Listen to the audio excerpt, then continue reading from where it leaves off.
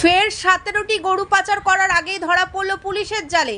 এই অভিযান চলে ডিএসপি ডিইবি স্বপন কুমার চক্রবর্তীর নেতৃত্বে। বৃহস্পতিবার বৈকাল 4:25 নাগাদ এমন ঘটনাটি ঘটেছে বীরভূমের দুবরাজপুর পৌরসভা এলাকায়। দুবরাজপুর থানার অন্তর্গত হাতিমডাঙ্গা এলাকায় পুলিশ অভিযান চালিয়ে 17টি গরু পাচারের আগেই আটকে দেয়।